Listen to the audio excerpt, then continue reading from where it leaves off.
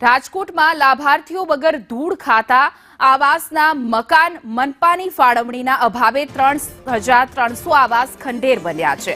સંદેશ ન્યૂઝના રિયાલિટી ચેકમાં આવાસ ખંડેર હાલતમાં જોવા મળ્યા।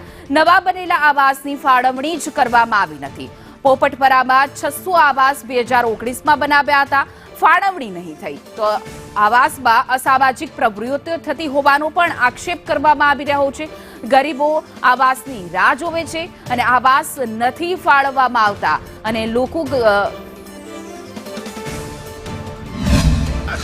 થી 6 વર્ષથી આ મકાન બનેલ છે પણ અત્યાર સુધી કોઈને એલર્ટ જ નથી થતા કે કોઈ રહેવાય નથી આવતા, જેના કારણે ખંડેર થઈ ગયા છે। એની અંદરમાંથી ચોરીઓ થઈ ગઈ છે, પાઇપ ને એની ઉપરના પાણીની ટાંકી બધું ચોરી થઈ ગઈ છે।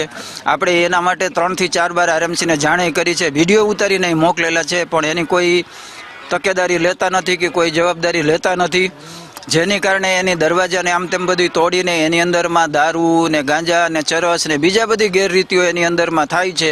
જે આજુબાજુમાં જે સોસાયટી છે એ બધાને ત્રાસ છે, ગુંડાગર્દીઓ થાય છે, રાતના 2-2 વાગે હુહલા થાય છે, પણ એની માટે આરએમસીમાં જાણ કરવા છતાંય એ લોકોને કોઈ પગલાં લેતા નથી। રાજકોટ મનપા દ્વારા ફાળવણીના અભાવે 3300 જેટલા આવાસો જે છે તે ખંડેર પરિસ્થિતિમાં થઈ રહ્યા છે। આપને હું દ્રશ્યો બતાવી રહ્યો છું।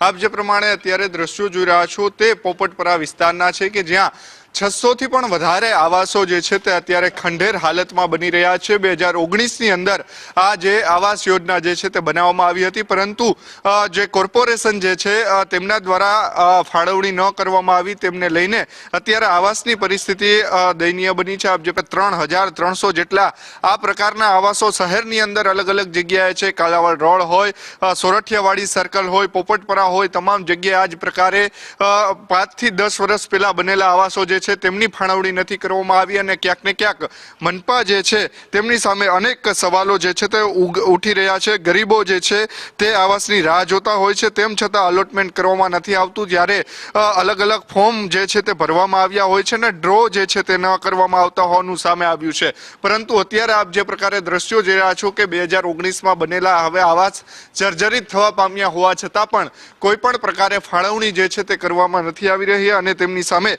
અનેક સવાલો જે છે તે ઊભા થઈ રહ્યા છે। આવાસની અંદર આ સામાજિક પ્રવૃત્તિઓ જે છે તે પણ થતી હોય છે, કારણ કે રાત્રિના સમયે આવાસની અંદર કોઈ પણ અહીંયા હોતું નથી અને તેમના જ કારણે અસામાજિક પ્રવૃત્તિઓ પણ અહીંયા થતી નજરે પડતી હોય છે। ઉલ્લેખનીય છે કે 3300 જેટલા આવાસો રાજકોટ શહેરની અંદર ખાલી પડ્યા છે, છતાં પણ મનપા જે છે તેમના દ્વારા તેમનું એલોટમેન્ટ કરવામાં નથી આવતું, ત્યારે મનપાની કામગીરી પર અનેક સવાલો ઉઠી રહ્યા છે। બીજી તરફ જે નવા આવાસો આપવા માટે ક્યાંક ને ક્યાંક સર્વે જે છે તે કરવામાં આવી રહ્યો છે, પરંતુ જે જૂના આવાસો કે જે 2019થી બનેલા પડ્યા છે તેમની ફાળવણી નથી કરવામાં આવતી, તેમને લઈને મોટા સવાલ ઊભા થઈ રહ્યા છે।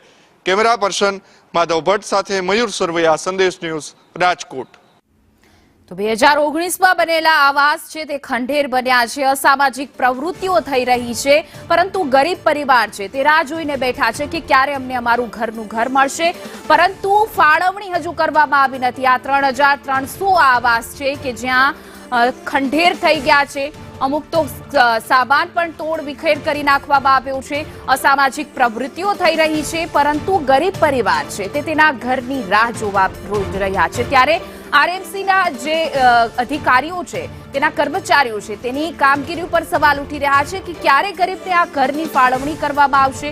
નવા બનેલા આવાસની ફાળવણી જ કરવામાં આવી નથી, ત્યારે સૌથી મોટા સવાલ આ બેદરકારીના। જ્યારે સંદેશ ન્યૂઝ અહીંયા પહોંચ્યું ત્યારે એના દ્રશ્યો જ કંઈક અલગ જોવા મળી રહ્યા છે। 2019માં બનેલા 3300 ફ્લેટ છે કે જે સાવ ધૂળ ખાઈ રહ્યા છે, અનેકના બારીના કાચ તોડી નાખવામાં આવ્યા છે અને આસપાસ લોકોની ફરિયાદ પણ છે કે અહીંયા અસામાજિક પ્રવૃત્તિઓ થઈ રહી છે। ત્યારે સવાલ એ થઈ રહ્યો છે કે આ જો આવાસ છે તે ગરીબો પરિવાર માટે બનાવવામાં આવ્યા છે કે અસામાજિક તત્વો માટે બનાવવામાં આવ્યા છે।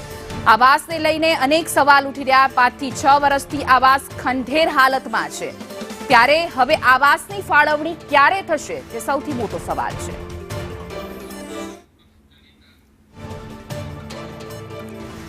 કોંગ્રેસના વિપક્ષ નેતા વશરામ સાગઠિયા અમારી સાથે જોડાઈ ગયા છે। વશરામભાઈ, સંદેશ ન્યૂઝમાં આપનું સ્વાગત છે। હવે આ રાજકોટના 2019માં બનેલા આવાસ ધૂળ ખાઈ રહ્યા છે અને હવે ગરીબ પરિવાર છે તે રાહ જોઈ રહ્યું છે કે ક્યારે તેમનું ઘરનું ઘર મળશે। રાજકોટમાં ફોટા પડાવવા માટે હોશિયાર અને કાયમ જાહેરાતો કરવા માટે હોશિયાર ભાજપના લોકો દ્વારા આ એક જગ્યાએ આવા અન્ય 2 જગ્યાએ પણ આવાસીઓ એવા છે કે જ્યાં હાવ ખંડેર બની ગયા છે. એકવાર અગાઉ મેં વિરોધ પક્ષ તરીકે પ્રશ્ન પૂછ્યો હતો ત્યારે એ લોકોએ એવું કહેલું છે કે એ રિઝર્વ રાખવામાં આવે છે. હવે રિઝર્વ કેટલા રાખવાનો ત્યાં તો ઓલરેડી જ્યાં પોપટપરા 3 નંબર વોર્ડ રહ્યો પોપટપરા રેલનગરમાં ત્યાં તો રિઝર્વમાં કોઈનો ઉપયોગ જ નથી થયો અને ત્યાં અત્યારે એ સામાજિક તત્વો દ્વારા ઉપયોગ કરાઈ રહ્યો છે જે વાખાબત જગ જાહેર છે. ત્યાંથી દારૂ પીતા પકડાય છે, ત્યાંથી જુગાર રમતા પકડાય છે, પણ કોઈ ધ્યાન આપવામાં આવતું નથી. જી વશરામભાઈ, આપ વિપક્ષ નેતા છો તો આપે આને ધ્યાન દોર્યું છે, આ મુદ્દો ઉઠાવ્યો છે, કારણ કે આ 2019માં બનેલા આવાસ છે. કોંગ્રેસ ક્યાંય દેખાતી નથી. પછી આપને કીધું ને આ પેલા અમે મુદ્દો જનરલ બોર્ડમાં ઉઠાવ્યો હતો, બરાબર છે. જનરલ બોર્ડમાં ઉઠાવ્યો હતો ત્યારે પ્રશ્ન પણ પૂછવામાં આવ્યો છે. એવા આ જે 600 ક્વાર્ટર ને બીજા આવા લગભગ 700 થી 800 બીજા ક્વાર્ટરો અન્ય વિસ્તારમાં એમના પડ્યા છે, એનો પ્રશ્ન પૂછવામાં આવ્યો હતો. જી વશરામભાઈ, અમારી સાથે જોડાવા બદલ આપનો આભાર.